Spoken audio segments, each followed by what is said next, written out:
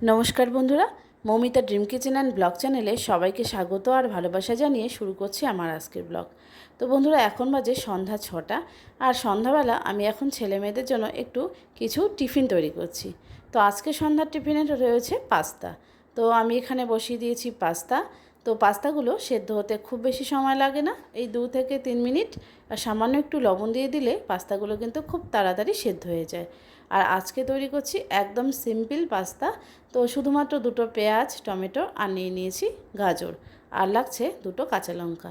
তো এবার চলো ঝটপট সবজিগুলো কেটে নেই। সবজির মধ্যে শুধুমাত্র এখানে গাজরই দিয়েছি, আর আলুও দেইনি, কারণ বাচ্চারা এখন খুব বেশি একটা আলু খেতেও চায় না। তো পাস্তাটা আমার সেদ্ধ হয়েছে, পাস্তাটাকে নামিয়ে নিয়েছি। এবারে তেল গরম করে দিয়ে দিলাম হচ্ছে ছোটো ছোটো করে কেটে রাখা গাজর আর কুচনো পেঁয়াজ, আর ঘরে একটা ক্যাপসিকাম ছিল সেটাই আর কি দিয়েছি। তো অল্প সবজি দিয়ে আর কি আমি আজকে করছি। তো এর মধ্যে না ব্রোকলিও অ্যাড করা যায়, ফুলকপি সব কিছুই দেওয়া যেতে পারে। তো আজকে ঘরে যেরকম সবজি ছিল আমি সেই অনুযায়ী আর কি অল্প কিছু দিয়ে একটু সন্ধ্যাবেলা যেহেতু টিফিন বাচ্চাদের জন্য, তো তাই বানিয়ে নিচ্ছি। আর সেদ্ধ করা পাস্তাটা এর মধ্যে দিয়ে দিলাম। তো পাস্তা তৈরি করা কিন্তু খুব সহজ, আর ছোট বড় সবাই কিন্তু আমরা কম বেশি পাস্তা খেতে পছন্দ করি।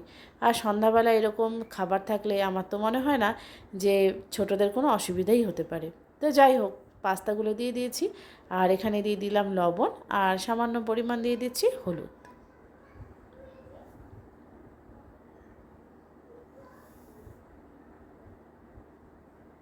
এবার একটু ভালো করে নাড়াচাড়া করে নেব।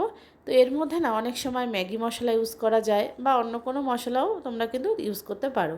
তো আমি এর মধ্যে দিয়ে দিই 2 চামচ মতো সয়া সস, 2 চামচ মতো টমেটো সস। অবশ্যই পাস্তার পরিমাণ অনুযায়ী দিতে হবে। তো আমার পাস্তাটা মোটামুটি পরিবারের সবার জন্য, তো তার জন্যই আমি এখানে একটুখানি টমেটো সসটা বেশি দিচ্ছি। আর দিয়ে দেবো হচ্ছে এর মধ্যে গ্রিন চিলি সস। এই সসটা আমি অলরেডি এখানে 1 চামচ দিয়েও দিয়েছি, তো সেটা দেখানো হয়নি বলে আমি চিলি সসটা দেখিয়ে দিলাম। এবার সব কিছু দিয়ে দিলাম পাস্তার মধ্যে। এবার কি করতে হবে? কিছুই না, জাস্ট একটু উপর নিচ করে মিশিয়ে নিতে হবে, আর একটু হালকা ফ্লেমে কিন্তু ফ্রাই করতে হবে। আর সস দেওয়ার পর কিন্তু খুব বেশি হাই ফ্লেমে ফ্রাই করা যাবে না। আর যেহেতু বাচ্চারা খাবে, তো তার জন্য আমি এখানে দিয়ে দিলাম চিজ। আর চিজটা এইভাবে গ্রেট করে দিলে পাস্তার টেস্টটা কিন্তু দারুণ হয়।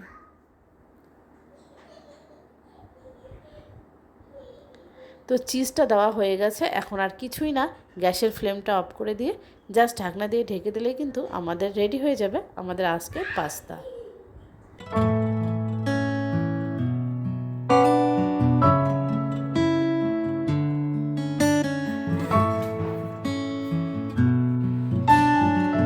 কি করছো? কি দিয়ে খেলছো?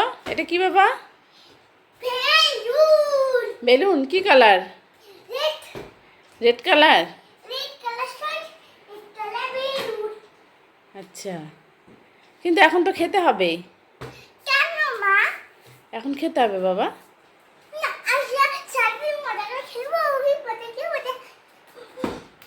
বলো তো কি খাবে? তোমার ফেভারিট কি? হ্যাঁ, তোমার ফেভারিট পাস্তা খাবে এখন। হ্যাঁ বাবা, চলো তাহলে আরেকটু খেলে নাও। হ্যাঁ, আরেকটু খেলে খাবে।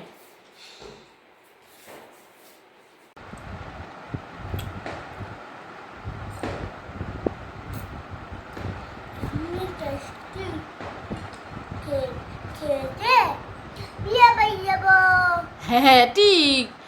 তাড়াতাড়ি ফিনিশ করো। তারপর কি করতে হবে? সাজুগুজু করতে হবে না? ড্রেস পরতে হবে। তারপর আমরা কোথায় যাব? হ্যাঁ বাবা, বেশি করে খাও। হ্যাঁ, তাহলে তাড়াতাড়ি ফিনিশ হয়ে যাবে। ঠিক আছে?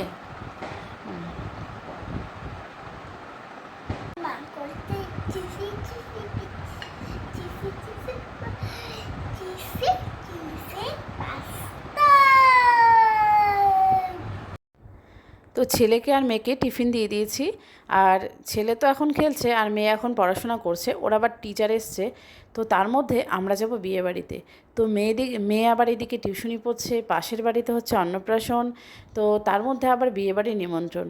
মানে কী যে অবস্থা আজকে এই মানে ভিডিওটা করার সময় কি বলি আর, মানে ভীষণই অবস্থা খারাপ। তো তার মধ্যে আমি আর কি ওকে, মানে এই যে বোনটা আর কি সাজায়, তো ও আমার পাশেই যেহেতু থাকে, তো ওকে আমি বললাম যে তুমি জাস্ট একটু এসে আমার মুখটা একটু মেকআপ করে দাও। তো আমি আর এই গরমের মধ্যে এত শাড়ি টাড়ি পরে রেডি হতে পারবোই না। তো এই করে ওদেরকে সন্ধ্যাবেলা টিফিন দেওয়া, মেয়ের টিউশন শেষ হতে হতে এখন মানে প্রায় 10:30টার মতো বেজে গিয়েছিল। তারপর রেডি হয়ে আমরা বিয়েবাড়িতে পৌঁছাতে পৌঁছাতে মানে 11টা। বিয়েবাড়ি এসে যখন আমরা পৌঁছেছি তখন 11টারও বেশি হয়ে গিয়েছে। তো যাই হোক, বিয়েবাড়িতে তো কোনো ব্যাপারই না, লোকজন ছিল। তো দেখো আজকে আমরা চলে এসেছি কুচবিহারে বেনফিস্টে। এটা হচ্ছে রাজার আমলে তৈরি করা ভবন। তো শোনা যায় যে রাজা আমলে আর কি রাজাদের যে অনুষ্ঠানগুলো সেগুলো কিন্তু এই ভবনেই হতো যখন রাজারা ছিল। তো তাদের ছেলেমেয়ের অনুষ্ঠান বা পারিবারিক কোনো অনুষ্ঠান কিন্তু এই বেনফিস্টে হতো। তো বেনফিস্টে আমি এবার প্রথমবার এলাম, মানে কুচবিহারে আমরা আছি ঠিকই, কিন্তু এখানে কিন্তু আমার এখনও পর্যন্ত আমরা কোনো দিন কোনো ইনভাইটে আসিনি। তো যাই হোক আজকে এলাম, আমার হাজব্যান্ডের কলিগের দাদার হচ্ছে বিয়ে। তো সবাই চলে এসেছে, ওরা সবাই খাওয়া দাওয়া করে চলে চলে যাচ্ছে, আর আমরা এখন সবার শেষে এখানে পৌঁছেছি। তো যাই হোক এরাই ছিল, দেখো এই যে সবাই আমার হাজব্যান্ডের কলিগ, ওদের বউরা ছিল। তো ওদের সাথে একটু ছবি টবি তুললাম, কথা টথা বললাম, আর এখন আমরা ভিতরের দিকে যাচ্ছি। তো এই গেট থেকে শুরু ওদের বিয়েবাড়ি আর কি, দেখো সুন্দর করে সাজানো হয়েছে, অপূর্ব। আসলে বেনফিস্ট বিশাল এরিয়া জুড়ে, আর উল্টো পাশে রবীন্দ্রভবন, কুচবিহার রবীন্দ্রভবন, আর এই দিকটা হচ্ছে বেনফিস্ট। তো শহরের মাঝখানেই ধরতে গেলে অনুষ্ঠান বাড়ি, বিশাল অনুষ্ঠান বাড়ি, এখানে অনেকটা বড় স্পেস, আর তার মধ্যে তো ডেকোরেশনের ব্যবস্থা রয়েইছে। আর এদিকে দেখতেই পাচ্ছে চতুর্দিকে ছবি তোলা আর হিড়িক পড়েছে, রিলস হচ্ছে। আর এই যে বেলুনের গেটটা, এটা হচ্ছে আরেকটা, এখানে হচ্ছিল সেদিন কোনো একটা অন্নপ্রাশন। তো যাই হোক আমরা ওই দিকটায় না, আমরা এই দিকে আমাদের অনুষ্ঠান। তো এই যে দেখে নাও গেটটা কত সুন্দরভাবে সাজানো হয়েছে।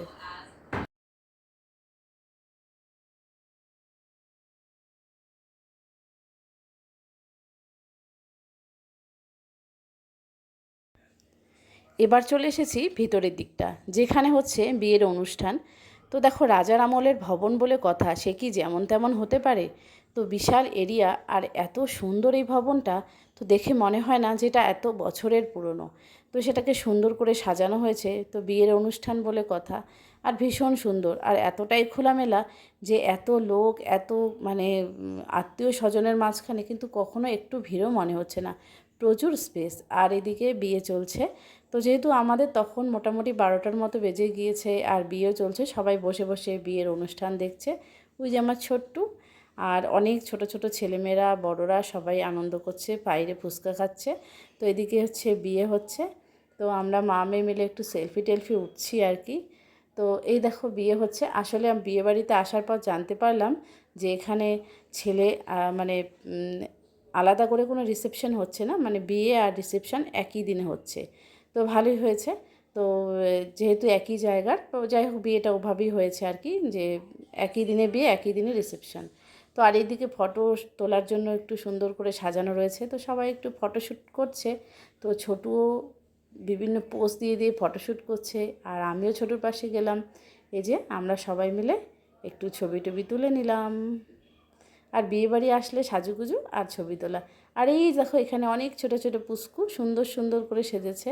তো এই পুচকুগুলোকেও আমি নিয়ে নিলাম আমার ক্যামেরায়, ওদেরকে বললাম দেখি পুচকুটা কি নাচ করছে, কিউট একটা পুচকু। আর ওরা মনে হয় সব একই বোন, যাই হোক সুন্দর করে সেজেছে। আমি কিন্তু ওদের চিনিও না, ওরাও আমাকে চেনে না। তো সুন্দর করে কিন্তু ওরা আসলো, কথা বললো। তো অবশেষে আমরা এখন খেতে বসে পড়েছি, অনেকটা রাত্রি হয়েছে, মোটামুটি 12:30টার মতো বাজে, আমরাই ধরতে গেলে লাস্ট ব্যাচ। আর এখন বাইরের আত্মীয় স্বজন বলতে শুধুমাত্র মানে ছেলের বাড়ি মেয়ের বাড়ির নিজস্ব লোকজন, আর ছিলাম হচ্ছে আমরা। তো খাওয়া দাওয়া শুরু হলো। প্রথমেই আমাদের দিয়ে দিয়েছে কাটলেট, ভেজ কাটলেট, আর দিয়েছে পুদিনার চাটনি বা পুদিনা সস। যাই হোক কাটলেটটা ভীষণ সুন্দর হয়েছে, ক্রাঞ্চি ক্রাঞ্চি ছিল, বেশ মজাদার ছিল। তো ভীষণই ভালো লাগছিল খেতে আর কি কাটলেটটা, খুব টেস্টি। তো অন্য সময় কিন্তু এত রাত্রে খাওয়া হয় না, আমরা ডায়েট মেনটেন করি, কিন্তু বিয়েবাড়ি গেলে সেসবের কোনো ব্যাপারই নেই। এখানে 12:30 পৌনে 1 পর্যন্ত খাওয়া দাওয়া চলছে। তো যাই হোক, আমরা খেতে বসে পড়েছি। এই যে ছোটুও বসেছে, আমি বসেছি, আমার হাজব্যান্ড আবার অন্যদিকে বসেছে। তো এই হচ্ছে কথা। তো তারপর আমাদের চলে এলো ভাত, ডাল, কাঁঠাল চিংড়ি, তারপর একটা ছিল পকোড়া, আর ছিল কাতলা মাছের কালিয়া। তো রান্নাবান্না ভীষণই সুন্দর হয়েছে। জানি না কোথাকার লোক, তবে এত মানে রাঁধুনি রান্না করেছে। এত রাতেও আমরা খাওয়া দাওয়া করলাম, সব গরম গরম খাবার দাবার। আর সব থেকে বলতে ডালটা এতটাই টেস্টি ছিল যে আমার ছোটুর কোনো প্রবলেমই হয়নি। তো যাই হোক, তারপর কিন্তু ফ্রাইড রাইস, মাটন ওগুলো খাওয়া হয়েছে, তখনও অত কিছু আর তুলতে পারিনি। তো তারপর হাতে করে আইসক্রিমটা নিয়ে আমরা বাইরে বেরিয়ে এসেছি। তো এখানে কিন্তু একদম খোলামেলা ঠান্ডা হাওয়া পরিবেশটা। আর এদিকে গাড়ি পার্কিংয়ের জন্য জায়গা রয়েছে, আমাদের গাড়ি সেখানে রাখা ছিল। তো আমরা আইসক্রিম খেয়ে তারপর ওখান থেকে রওনা দেব। আর এই যে ছোটু আইসক্রিম খাচ্ছে। তো আইসক্রিম খেয়ে আমরা একটু রেস্ট নিয়ে তারপর আমরা ওখান থেকে আস্তে আস্তে বেরিয়ে আসবো। তো এই বিয়েবাড়ির খাওয়া দাওয়ার পর্ব শেষ, কিন্তু এখনও আমরা বাড়ি যেতে পারবো না। কি বলো তো, আমাদের বাড়ির পাশেই মানে একদম কাছেই একটা দাদার ছেলে আর কি, ওর আজকে হচ্ছে অন্নপ্রাশন। তো সেখানে অ্যাটেন্ড না করে আমরা এখানে প্রথম চলে এসেছি, এই কারণেই যে এখানে আমার হাজব্যান্ডের কলিগরা ছিল, ওরা বারবার ডাকছিল, ফোন করছিল। তো এবার আমরা চলে যাচ্ছি অন্নপ্রাশন খেতে। এখন বাজে রাত্রি 1টা। কি করব, অন্নপ্রাশনের লোকজন প্রায় ফাঁকা ফাঁকা থাকলেও বাড়ির লোকজন আছে। আর দেখো গেটটাও কত সুন্দর করে সাজানো। তো খুব সুন্দর সাজানো ছিল, কিন্তু বললাম না এত তাড়াহুড়ো আর সময়ের মধ্যে ওখানে খুব তাড়াতাড়ি খেয়েই চলে এসেছি। কারণ এই বাড়িতে যদি না আসি তাহলে হয়তো এমন হবে যে পরের দিনই দাদারা আর কথাই বলবে না, কথা বলাই বন্ধ করে দেবে, আর রাগও হবে। তো এই যে পুচকুসোনাটা, এই পুচকুসোনাটার হচ্ছে আজকে ছিল অন্নপ্রাশন। তো অনেক লোকজন এসেছিলো, কিন্তু খুব দুঃখিত যে আমার পাশের বাড়ি হওয়া সত্ত্বেও আমি থাকতে পারিনি।